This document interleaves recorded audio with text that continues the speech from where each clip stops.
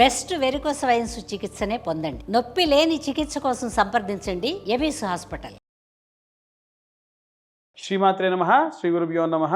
కర్కాటక రాశి వారికి సంబంధించి 2026వ సంవత్సరం ఫిబ్రవరిలో ఎలా ఉండబోతుంది అనేటువంటి విషయాన్ని ఇప్పుడు తెలుసుకుందాం. 12వ స్థానంలో గురుగ్రహ సంచారం అనేటువంటిది ఉంది.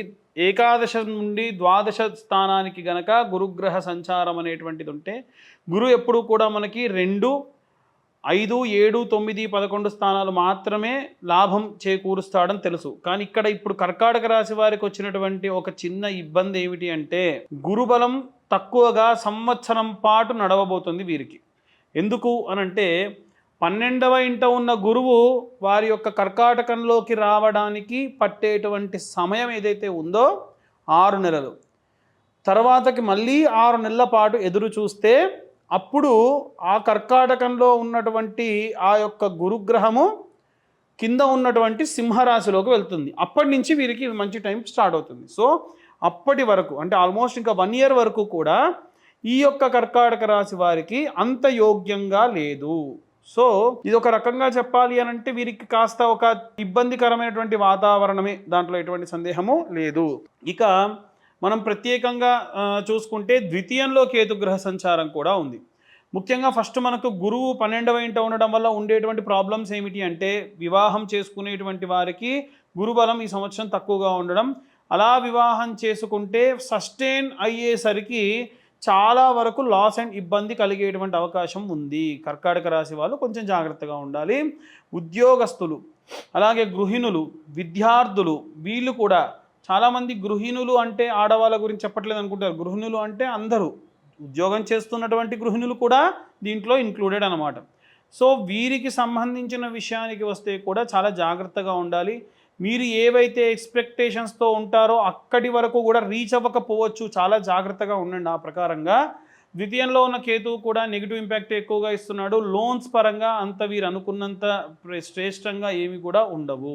ఇక అష్టమంలో ఉన్నటువంటి సూర్య, బుధ, శుక్ర, రాహువు, అష్టమంలో సూర్యుడు కానీ, బుధుడు కానీ, రాహువు కానీ, అలాగే శుక్రుడు కానీ అంతా ఎలా ఉంటారు అని అంటే, ఒక్క సూర్యుడు మాత్రం అనుకూలంగా లేడు. ప్రభుత్వ ఉద్యోగస్తులకి, ఫారిన్ కంట్రీస్కి వెళ్ళేటువంటి వాళ్ళకి, అలాగే ఏవైనా సరే ప్రభుత్వాన్ని నమ్ముకొని కాస్త రాజకీయ పరంగా పనిచేసేటువంటి వారందరికీ కూడా ఈ యొక్క అష్టమంలో ఉన్నటువంటి సూర్యుడు అనుకూలంగా ఉండడు. అలా కాకుండా బుధుడు కానీ అష్టమంలో వ్యాపారం చాలా బాగా అభివృద్ధి చెందుతుంది, మంచి వ్యాపారం జరుగుతుంది.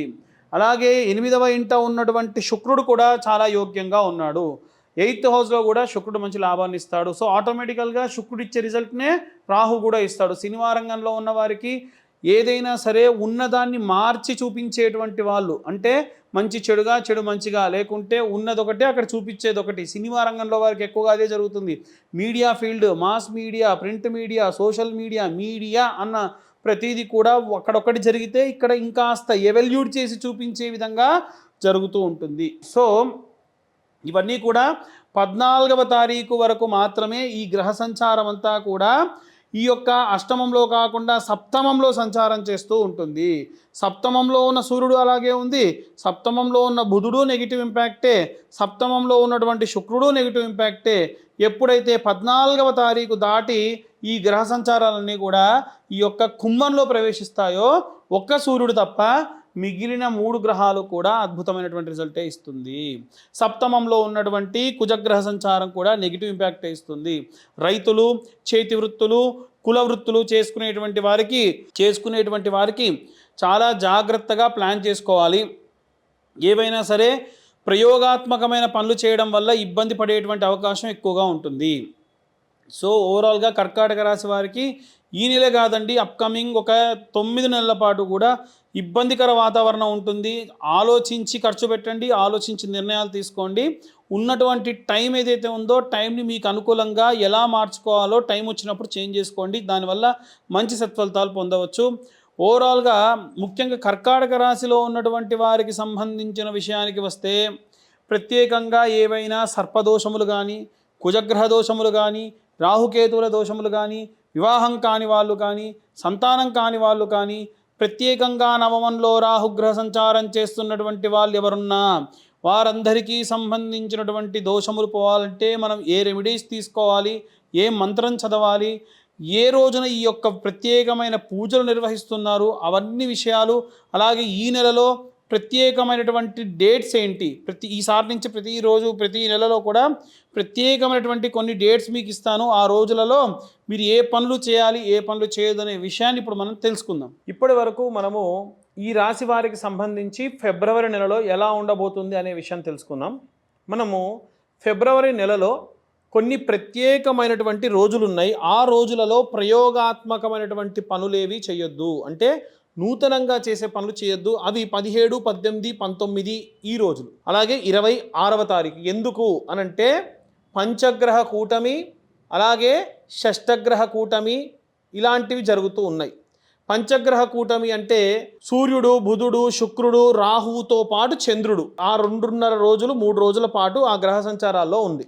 సరే, ఆ చంద్రగ్రహం అనేటువంటిది మారిన తర్వాతకి 26వ తారీఖు వరకు మళ్ళీ గ్రహం కూడా వెళ్ళిపోయి అక్కడ కలవడం వలన ఆ కలయిక ఏదైతే ఉందో దాని వలన మనం చేసేటువంటి పనులలో ఆగిపోవడము, డిజాస్టర్ అవ్వడము, మంచి రిజల్ట్ రాకపోవడం ఎక్కువగా జరిగే స్కోప్ ఉంది.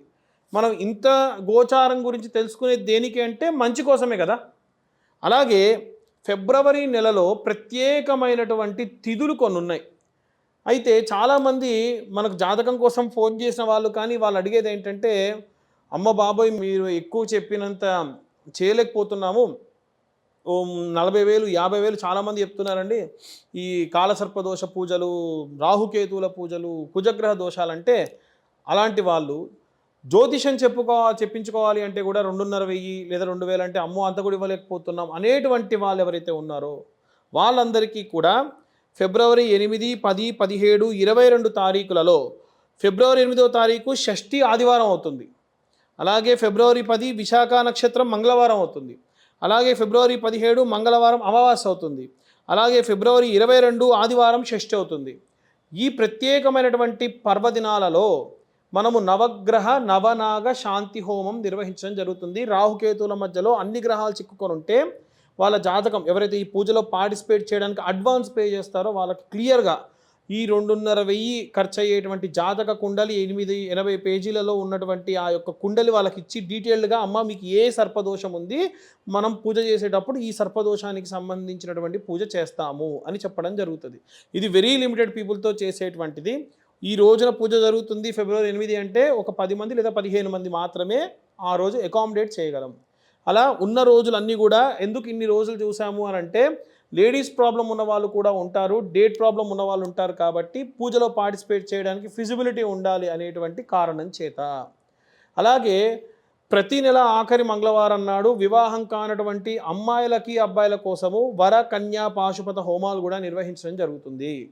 కాబట్టి ఈ వర కన్యా పాశుపత హోమాల్లో పాల్గొనదలిచిన వారు ఈ ఏ పూజ చేసినా సామూహికంగా అందరూ కూర్చోబెట్టి చేసినా ఎవరి పూజా సామాగ్రి వారివి, ఎవరి హోమగుండం వాళ్ళది, ఎవరి అర్చకుడు వారికి సపరేట్గా ఉంటారు. ఎందుకు అంటే చాలామంది అన్నారు పెద్ద హోమగుండం పెట్టచ్చు కదా అని అంటే, ఒకటే గిన్నె ప్రసాదం వండాము అందరికీ ఆ గిన్నె తెచ్చి మీరే తినండి అంటే అది ఎలా ఉంటుంది? అలా కాకుండా ఎవరి వారికి చిన్న డొప్పలో మనం ప్రసాదం పెట్టినా నా ప్రసాదం నాకు వచ్చింది అనేటువంటి తృప్తిగా ఉంటుంది. అలాగే హోమం ఎందుకు చేయాలి, పూజ ఒకటే చేయొచ్చుగా అంటారు. భగవంతుడికి హవనగుండంలో వేసింది ఏదైనా పూర్తిగా పచనమై వెళ్తుంది. ఎవరికి భోజనం పెట్టినా మనం కడుపు నిండా పెట్టినట్టు భగవంతుడికి కూడా హోమం చేస్తేనే వేసిన పదార్థాలన్నీ పూర్తిగా భగవంతుడికి చేరుతాయి. కాబట్టి ఖచ్చితంగా హోమం చేయాలి. దానికి సపరేట్గా ప్రతి ఒక్కళ్ళకి ఒక అర్చకుడు ఉంటాడు. అలా ఈ రోజులన్నింటిలో కూడా అలాగే ఫిబ్రవరి 24వ తారీఖున వచ్చేటువంటి ఆఖరి మంగళవారం రోజు కూడా వరకన్యా పాశుపత హోమాలు నిర్వహించడం జరుగుతుంది.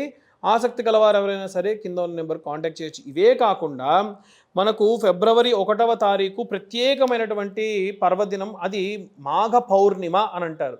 ఈ మాఘ పౌర్ణిమ రోజున వీలైతే సముద్ర స్నానం చేయడం, త్రివేణి సంగమ స్నానం చేయడం, గోకర్ణ క్షేత్రం లాంటి చోట పితృదోషాలు, అలాగే స్త్రీ శాపము, మాతృశాపము, గోశాపము ఉన్నటువంటి వారికి ప్రత్యేకంగా ఈ యొక్క గోకర్ణ క్షేత్రంలో 31వ తారీఖు ఇక్కడి నుంచి వారిని తీసుకొని వెళ్ళి గోకర్ణ క్షేత్ర దర్శనం చేయించి ఆ యొక్క దోష నివారణ పూజాది క్రతువులు, ఫుడ్, అకామిడేషన్ అంతా కూడా నేనే ఫెసిలిటీ చేస్తూ వారిని మళ్ళీ అక్కడి నుంచి అదే రోజు తీసుకొని రావడం జరుగుతుంది. ఇలా ఎవరికైనా ఉంటే కూడా ఆసక్తి గలవారు కింద ఉన్న నెంబర్కు కాంటాక్ట్ చేయొచ్చు. ఇవే కాకుండా ఈ నెలంతా కూడా వీరు అందరూ కూడా అన్ని జాతక వర్గాల వారందరూ కూడా 21 ప్రదక్షిణాలు నవగ్రహాలకి చేయడం, అలాగే 6 ప్రదక్షిణాలు యాంటీ క్లాక్ వైజ్ డైరెక్షన్లో ప్రదక్షిణాలు చేయడం వల్ల సంపూర్ణమైనటువంటి దోష నివారణ కూడా జరుగుతుంది. ఇవన్నీ కూడా గోచారరీత్యా తెలుసుకునేటువంటివి. ఇవేవి కాదండి, మాకు జాతకం కావాలనుకుంటే కింద ఉన్న నెంబర్కి మీ ప్లేస్, మీ date of birth, time, place పంపించండి. పూర్తి జాతకం 60-70 పేజీల్లో విశ్లేషణగా ఇవ్వడం జరుగుతుంది. సర్వే జనా సుఖినో భవంతు. స్వస్తి.